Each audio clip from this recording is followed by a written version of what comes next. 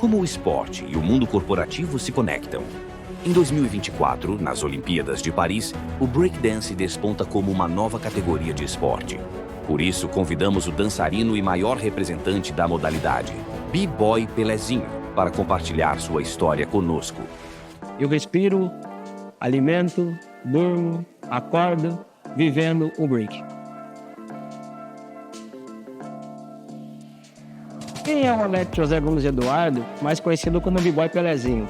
Nascido e criado em São José do Rio Preto, danço break há mais de 20 anos, conheci o break através de um amigo. Eu falo que essa pessoa foi a que me levou para o mundo do break. Essa pessoa pegou e falou, a gente pratica na varanda da minha casa, você tem facilidade de dançar break, vem um dia aqui com nós para poder participar. Eu fui um dia para poder praticar e eu tenho essa história dentro do break há mais de 20 anos, através desse meu amigo de São José do Rio Preto.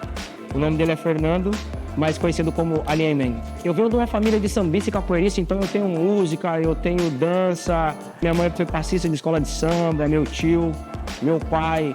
Então eu já venho de uma família que já tem essa tradição, como se diz, aquela parte bem brasileira mesmo, de família que gosta de um samba, de um carnaval, de uma capoeira. Meu tio era mestre de capoeira, meu pai também. Então, assim, eu tenho toda essa ligação dentro de casa. Mas naquela época, sobre break, quando eu comecei a dançar por volta de final de 95 para 96, a gente não tinha tanta informação. Então, no caso, eu fui criado pela minha avó. E minha avó sempre ficou naquela, o que é isso, o que está acontecendo? Mas, ao mesmo tempo, quando ela entendeu e quando ela viu, ela fala que, assim, com o maior orgulho, eu tenho um neto que ele é um dançarino de break, conhecido pelo mundo inteiro. Um dia eu estava na cidade onde eu morava, no centro da cidade, estava tendo como se fosse uma roda de capoeira. Só quando eu cheguei lá, eu era uma roda de break. E aí, esse Fernando, eu estava vendo ele lá, ele pegou e falou na época que ele estava começando a dançar. E quando eu vi aquilo, aquela história de paixão verdadeira pela primeira vista. Então, assim, minha trajetória dentro do break, todos esses anos, é 100% dentro do break. Eu fui uma pessoa que sempre quis estar nas batalhas, nas competições. Quando eu tive a oportunidade de pegar esse circuito internacional, para mim foi a primeira vez que eu disputei o primeiro mundial meu, foi em 2005, no Red Bull BC One. Eu acabo chegando entre os finalistas, eu fiquei em quarto melhor do mundo na primeira competição minha mundial. Eu sempre fui sério, assim, no meio das competições. Portanto que muitas pessoas sempre falaram que o Pelezinho é meio desrespeitoso, mas na verdade não é, porque era meu jeito ali, sabe? Na hora de ir lá e batalhar. Então, assim, naquele período que eu estava mais em competição, claro que a vida foi 100% dentro do break. Eu tive possibilidade, desde 2000 para frente, de viver do break. Não foi fácil, e não é fácil. Eu dediquei muito, assim, para treinar, a ir nos campeonatos e participar e tentar ganhar sempre.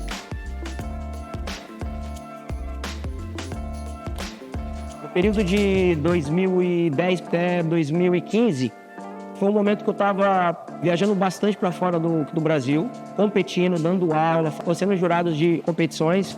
E foi quando eu tenho a minha primeira lesão de joelho, que foi uma coisa que eu estava naquele momento, assim, querendo participar de vários eventos, porque eu estava tendo essa possibilidade de viajar bastante. E aí eu acabei tendo essa lesão. Assim, para mim, sobrevivente, que é uma pessoa que vive do break, quando você tem uma lesão e você sabe que se caso você precisar parar, é complicado, porque eu não tenho outro recurso a não ser o break. Entendeu? E eu sou pai, eu tenho um filho, porém eu sou avô já, porque a gente tem um Arthurzinho. Então naquela época eu só tinha um Alex, mas mesmo não vivendo debaixo do mesmo telhado dele, mas assim, é uma coisa que foi muito preocupante pra mim, porque eu sempre vivia com essa história de break. Então eu cuido de mim através do break e cuido de algumas pessoas assim, uma parte, sabe, através do break. Esse período pra mim foi muito complicado, que foi uma fase que tava muito bem, sabe?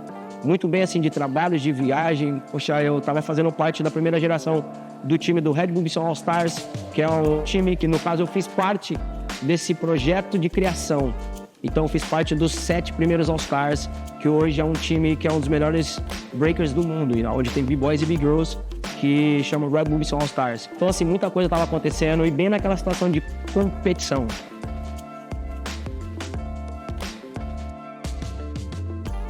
Quando eu participei a primeira vez, eu não tinha tanta noção e nem todo mundo tinha noção do campeonato que ele estava crescendo. Foi a segunda edição do Red Bull BC One. A primeira edição foi na Suíça em 2004, 2005 em Berlim, na Alemanha, foi quando eu participo. E eu chego entre os finalistas. Então, assim, para nós naquela época, a ficha para mim só foi cair bem depois. Por quê? Nesse período eu estava fazendo show com o Marcelo D2. Então, assim, eu já vinha com lance de shows, viagens e tal. Só que, assim, até então, naquele momento não era o que eu queria, porque o que eu queria de competição internacional, mundial, assim, era bem antes dos shows que eu comecei a fazer turnê com o Marcelo. Nesse período, assim, quando eu participo, eu volto pro Brasil, poxa, assim, quarto lugar, o melhor do mundo. A ficha só foi cair depois. A repercussão pós o evento, porque naquela época a gente não tinha tanto acesso como tem hoje sobre rede social, vídeos que possa pôr na internet. Naquela época não. Então era assim, foi chegando. Quando eu volto pro Brasil e comento que eu tinha chegado em quarto lugar, muitos amigos meus, até o final do Cocada, que Deus o tenha, que é um cara que participou da minha crew, ele chega, ficou nada em quarto lugar. Mentira, eu falei, você vai ver depois do vídeo. Então assim, a ficha só foi cair depois, e pela a explosão que teve essa competição, que muitos falam que até hoje foi uma das melhores competições, que está muito registrado em mentes de pessoas. Eu recebo mensagem até hoje, através dessa minha primeira competição, que o pai comprou o DVD no camelô, que levou pro filho, que a tia viu eu dançando em tal lugar. Então assim, essa minha primeira participação em 2005, ela é fresca até hoje na memória de muitas pessoas.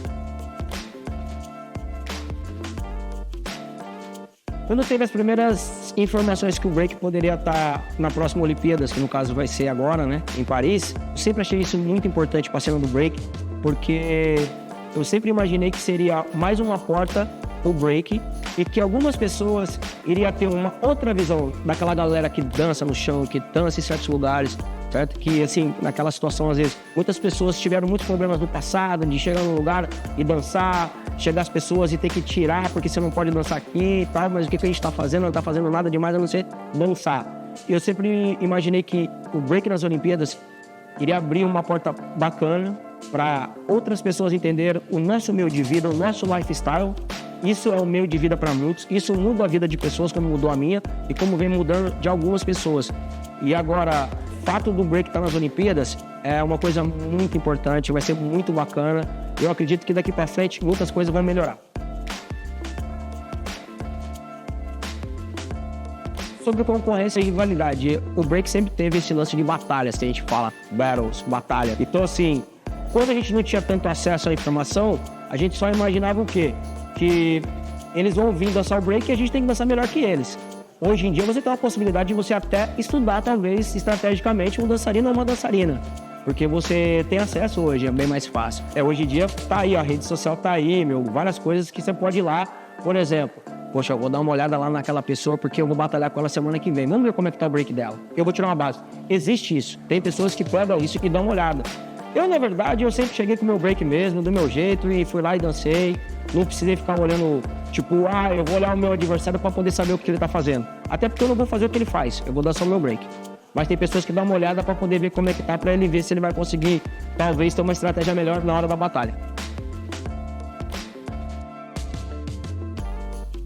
Sobre jurado, é complicado, porque é o seguinte, geralmente alguns eventos têm de 5 jurados a 3 ou até um pouco mais, dependendo do evento e dependendo do modo que esse evento, que é o projeto deles de julgamento. Tem eventos que tem um sistema, que foi criado um sistema, que aí você faz um curso, tem todo um curso para você ir lá julgar ele. E geralmente quando você senta, como eu estou aqui agora, para poder julgar uma pessoa, você dança break, então você vai julgar o break da pessoa.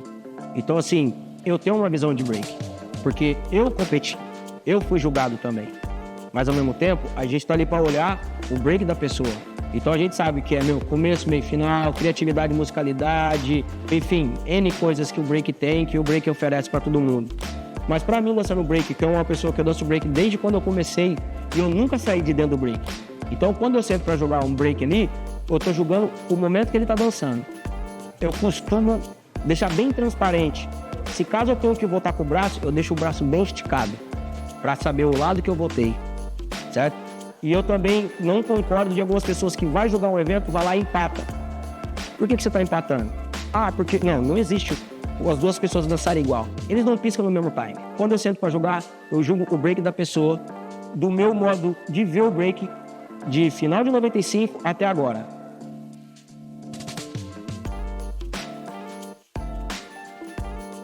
Atualmente, eu não estou mais em competições assim, sabe? Eu treino meu break, porque é a minha vida, isso não tem como. Hoje eu sou embaixador da Red Bull, que eu faço parte do time da Red Bull do Brasil, só que como consultor técnico de breaking.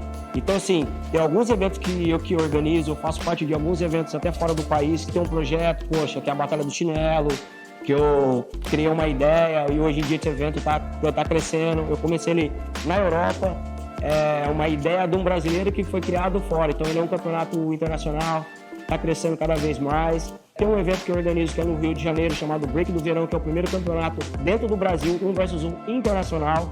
Então, assim, minha vida é focada dentro do break, porém, hoje em dia, eu venho trabalhando mais nessa área de curadoria, de organizar, de criar, entendeu?